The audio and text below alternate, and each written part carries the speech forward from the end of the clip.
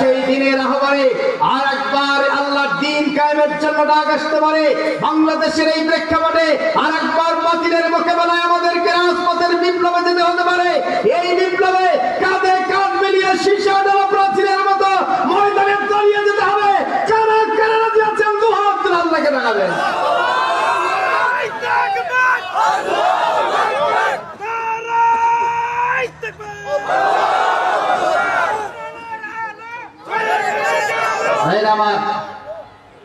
আল্লাহ তাআলা আমাদেরকে কবুল করুক, সবিল আমিন। ভালো করে নেতৃত্বে সাহাবারা যখন কাবা শরীফ আসতে 51 জনের মতো সাহাবা, কয়জন? 51 জনের মতো সাহাবা তারা এসে কাবার চত্বরে দাঁড়িয়ে আছে। চতুর্দিক থেকে কাফেররা ঘেরাও করে রেখেছে তাদেরকে। সাহাবায়ে কিরামরা তো জানতেন না যে কিভাবে তারা 3 বছর পরে এই জেলখানা থেকে বের হয়ে আসবে। তাদের এতদিনকার চিন্তা ছিল যে জেলখানায় ছিলাম তাও তো জীবনটা ছিল, এখন তো জেল থেকে বের হয়ে আসলাম মনে হয় জীবনটাও থাকে না। এইটা হলো তাদের চিন্তা মাথায়। সেই সময় সাহাবাদেরকে আল্লাহ তাআলা সান্ত্বনা দেওয়ার জন্য এই সূরা কাসাস অবতীর্ণ করেছে। বলেন সুবহানাল্লাহ। চিন্তাটা করেন, কি চিন্তাটা? চিন্তাটা হলো এই, আল্লাহ তাআলা সাহাবাদেরকে বুঝাতে চাইলেন যে তোমার নবী, তোমার এই কাবাতে এই মক্কাতে জন্মগ্রহণ করে 40 বছর যাবত তিনি ছিলেন। তারপরে নবুয়ত পাওয়ার পরে কাফেররা বিরোধিতা করেছে। তোমরা এখনই হতাশ হচ্ছ যে দিন বিজয় হবে না, অথচ তার আগে হযরত মূসা নবীর জন্মগ্রহণের 40 বছর আগ থেকেই তার বিরুদ্ধে ষড়যন্ত্র শুরু হয়েছে। আল্লাহ সেই মূসাকে 40 বছর ষড়যন্ত্রের মধ্য দিয়ে জন্ম দিয়েছেন, ফেরাউনের বাড়িতে মানুষ করেছেন, ওই ফেরাউনকে পরাজিত করে মূসাকে রাষ্ট্রীয় ক্ষমতা দিয়েছেন। সেই কথা তোমরা স্মরণ করো। বলেন সুবহানাল্লাহ। আল্লাহ রাব্বুল আলামিন জানায় দিলেন, নাতলু আলাইকা মিন নাবাই মূসা ওয়া ফিরআউনা বিল হাক্কি লিকাওমি ইউমিনুন। আল্লাহ রাব্বুল আলামিন জানায় দিলেন, নাতলু আলাইকা মিন নাবাই মূসা ওয়া ফিরআউন। মূসা এবং ফিরআউনের কথা তোমার এই দুর্বল সাহাবা, নির্যাতিত নিষ্পেষিত জেলখানা মজলুম কাজী সাহাবাদেরকে শোনায় দাও। তারা হতাশ হয়ে যাচ্ছে, দিন মনে হয় বিজয় হবে না, আল্লাহর দিন মনে হয় বিজয় হবে না, হতাশ হচ্ছে। তাদেরকে তুমি জানায় দাও, হে রাসূল 40 বছর জন্মের আগ থেকেই ষড়যন্ত্র হয়েছিল মুসার বিরুদ্ধে, ষড়যন্ত্র করেছিল পরাশক্তি সেই সময়ের ফেরাউন। সেই ফেরাউন ষড়যন্ত্র করে হযরত মূসাকে ঠেকাতে পারে নাই। আল্লাহ তাআলা সেই মূসাকে দিয়ে দিনের বিজয় লাভ করাইছেন। অতএব এখন পর্যন্ত মাত্র 3টি বছর জেল কেটেছ, তাদেরকে হতাশ হতে বলো না, তাদেরকে বিজয়ের সংবাদ দিয়ে দিলাম, তারাও বিজয় লাভ করবে। ভাইরা আমার, সেই দিন মাত্র 3 বছর জেল খেটে আল্লাহর নবী এবং সাহাবারা যেভাবে মক্কা এবং মদিনায় আল্লাহর দ্বীন বিজয় করেছেন, আমরা তো নির্যাতিত নিষ্পেষিত হয়েছি প্রায় 17টি বছর যাবত। ঠিক কিনা বলেন? আরো জোরে বলেন ঠিক কিনা ভাইরা? ফাঁসির মঞ্চে আমরাও চলেছি, রক্ত ঝরাইছে আমাদের আলেম ওলামারা, রক্ত ঝরাইছে কোরআনের পাখিরা, আলেম ওলামারা রক্ত ঝরাইছে, জেল খেটেছে। গোটা দেশটাকে একটা জেলখানায় পরিণত করেছিল। আমরা হতাশ হয়েছিলাম, কিন্তু আল্লাহ তাআলা সেই হতাশাকে আলোর আশা দিয়েছে, সেই বাতিলদেরকে আল্লাহ পরাজিত করেছে। আগামী দিন এজন্য ইসলামের সূর্য উদিত হবে। বলেন সুবহানাল্লাহ।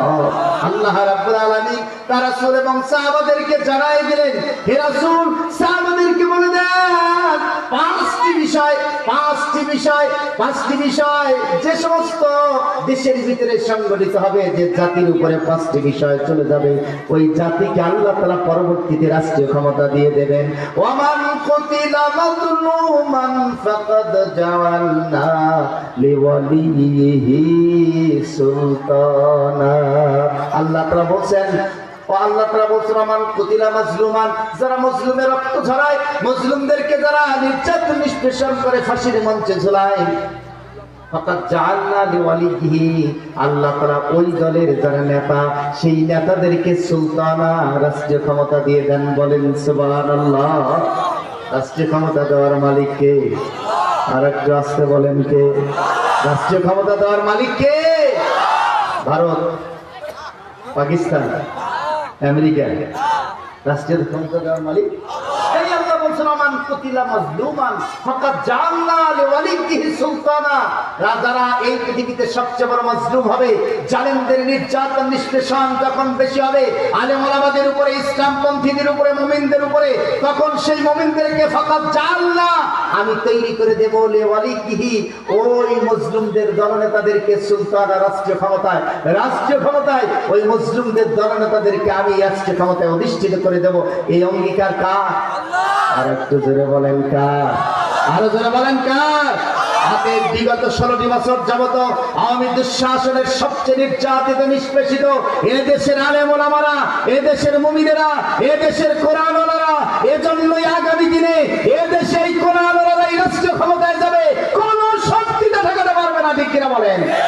আমরা সেই দৃষ্টিভঙ্গিতেই আজকের বাংলাদেশ, সেই পরিবর্তিত বাংলাদেশ, যে বাংলাদেশে আগামী দিনে এই বাংলাদেশ যারা চালাবে, সেই বিশ্ববিদ্যালয়ের ছেলেরা, ঢাকা বিশ্ববিদ্যালয়ের ছেলেরা, জাহাঙ্গীরনগর বিশ্ববিদ্যালয়ের ছেলেরা, রাজশাহী বিশ্ববিদ্যালয়ের ছেলেরা, চট্টগ্রাম বিশ্ববিদ্যালয়ের ছেলেরা আজকে ইসলামের পতাকা হাতে নিয়ে বিশ্ববিদ্যালয়গুলিতে ইসলামী অনাইক বিজয় লাভ করেছে। ঠিক কিনা বলেন? যারা আগামী দিন দেশ পরিচালনা করবে, যারা ডিসি হবে, যারা এসপি হবে, যারা ইউনো হবে, যারা ম্যাজিস্ট্রেট হবে, যারা বিভিন্ন সেক্টরে বাংলাদেশকে পরিচালনা করবে, সেই দায়িত্বশীল শিক্ষিত জনগোষ্ঠী, সেই সমস্ত জাতির আগামী দিনের ভবিষ্যৎ আজকে ইসলামের ঝান্ডা সেই সমস্ত বিশ্ববিদ্যালয়ে বিজয় ছিনিয়ে নিয়ে এসেছে, ইসলামের পতাকা উড্ডীন করেছে। আগামী দিন দেশ ইসলামী পতাকা উড্ডীন হবে, ওই বিশ্ববিদ্যালয়ের মতো কোন পাওয়ার ঠেকাতে পারবে না। ঠিক কিনা বলেন? ভারত মনে করছেন যে ভারত ঠেকাবে, ভারতের আর খাওয়া নাই। ঠিক কিনা বলেন? আরো যারা বলেন ঠিক কিনা? ভারত যদি একবার বাংলাদেশের উপরে চোখ রাঙায়, পাকিস্তান তার উপরে 2 বার চোখ রাঙাবে, চীন তার উপরে হামলা শুরু করবে। ঠিক কিনা বলেন? ভারতের আর সেই দিন শেষ, ওই আশায় আর বসে থাকেন না। ঠিক কিনা? আরে জোরে বলেন ঠিক কিনা রে ভাই?